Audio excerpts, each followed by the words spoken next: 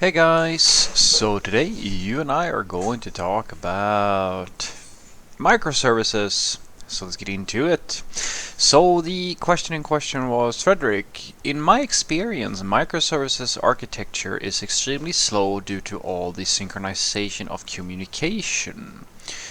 How do I read Microservices lack mechanical sympathy. This is covered by the white paper scalability, but at what cost? How do I reduce that communication? Well, if we're talking about communication in terms, this is a little bit. I think I know what you mean by communication, but I'm just gonna express my assumptions here because if we talk about communication, we can talk about basically, if we want to make it a little bit more concrete, we can talk about network communication, making calls between services, or we can more generically talk about events and the need for systems in a microservices architecture to be aware of system events. This is communication could technically mean that, but I think that that is a more tangible, it's usually the term we use when we talk about this sort of problem. Assuming I understand what you mean by communication, you might mean something else, but this is usually the problem. And the thing that this usually leads to is the inconsistency problem, the cap theorem problem, where you can't keep the C in the cap theorem because it's basically impossible to keep everything consistent in a microservices architecture, or rather it's extremely difficult. There are ways to deal with this, and I've touched on this in a few one or two videos before, but let me sort of walk you through the common ways that companies deal with this, and I'll also give you one that I'm actually very excited to. This is actually the first time I've been able to take a look at that in a production environment. It's just been a theoretical practice, a theoretical thing that I've used before, or rather I have used in production, but not at the scale that I am at this point.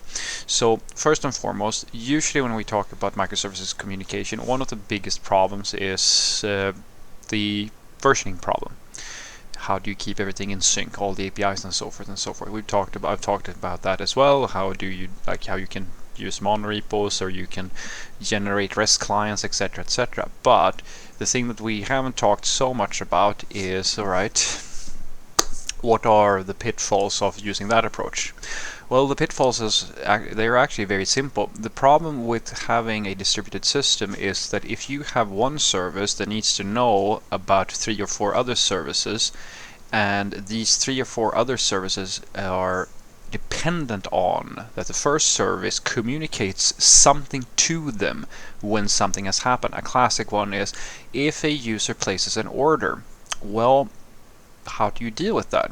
Well, the naive solution is, of course, to have an order service of some sort that takes in the request and then goes to the product service, fetches the product information, goes to some type of cost calculator or something like that, calculates what is the price of all of this stuff, creates an order, and then connects to the email service and sends an email out to the user. Now, all of these things usually people do over a synchronous HTTP network call. Well, it doesn't have to be synchronous, but I hope you understand what I'm talking about. You basically connect to all these services.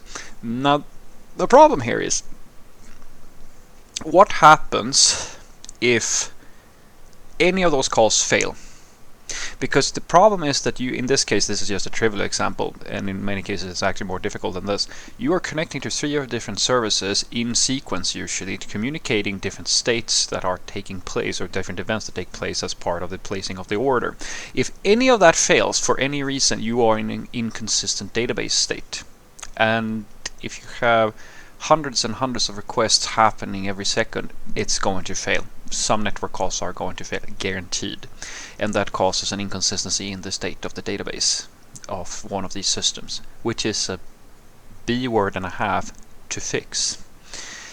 This is the problem with microservices in general. It's one of the issues where I like to tell people that the conceptual thing that you can have with you when you think about microservices is that you're moving a monolithic problem, which is usually you have a lot of code, a lot of modules that connect to each other, and you're putting that in a service structure instead. But the communication and all of the calls, you can almost think of all of these synchronizations.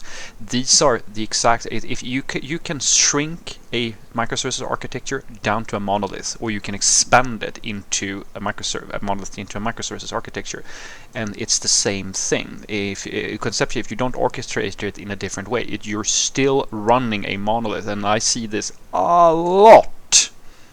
I actually have a very horror case where we actually had to redo the whole thing because they did basically create a microservices, like they just implemented a monolith as microservices, but all the calls were still happening synchronously, and they had major issues.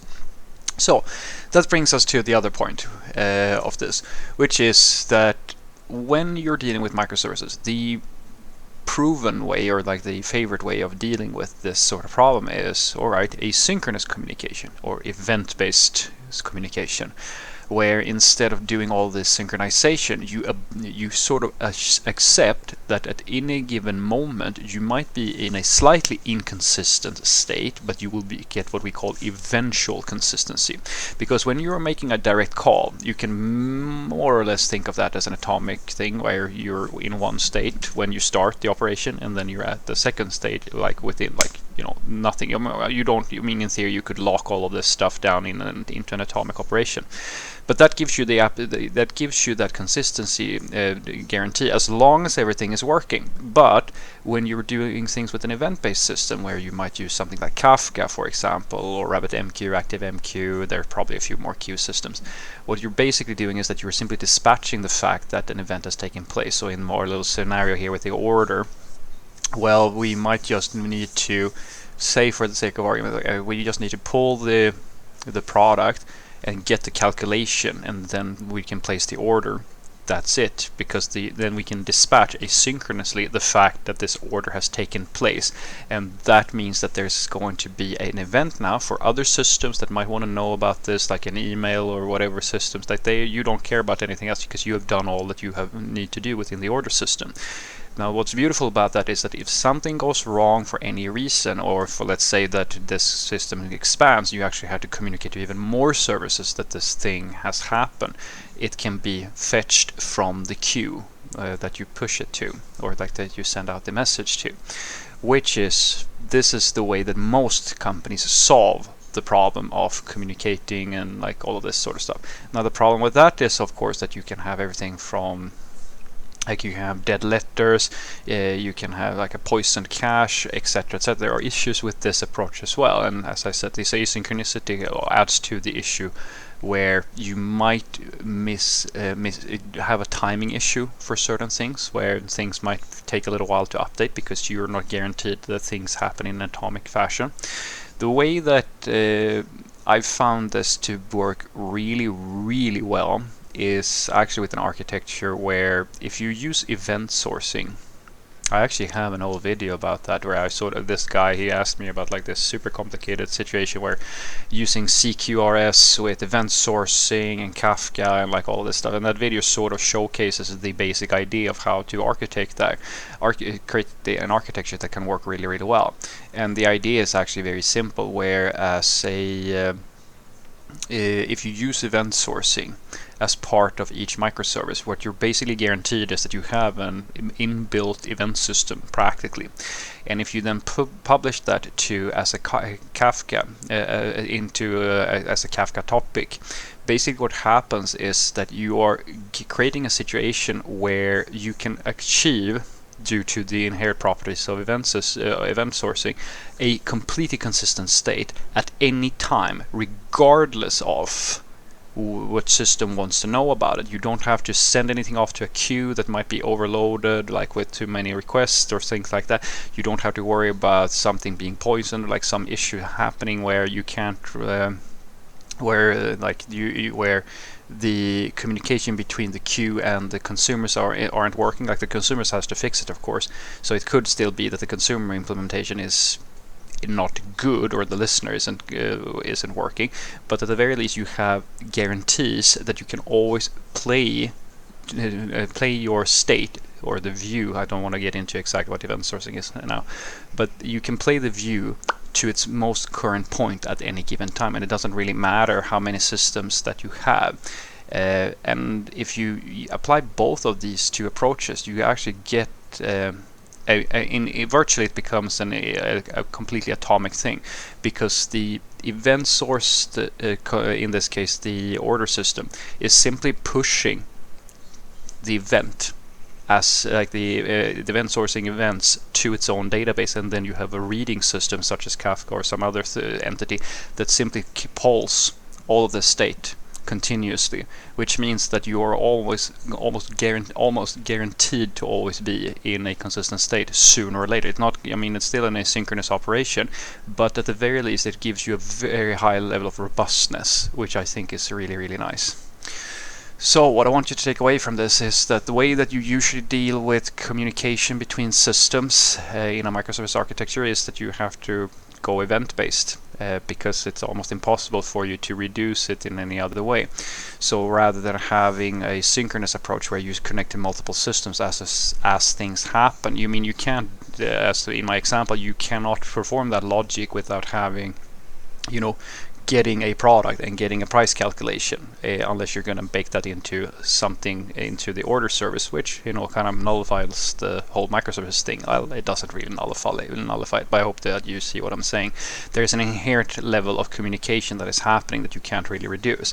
But when it comes to synchronization between systems that are that need to know about things, such as the email service needs to know that the order has taken place, and other systems might as well, you can usually reduce that by simply using a queue, such as Kafka, RabbitMQ, etc., etc.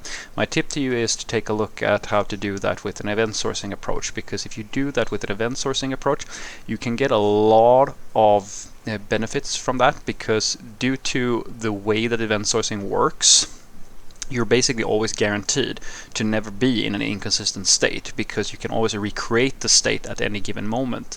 And the consumers themselves, they can have their own local caches, which is a very nice feature of all of this.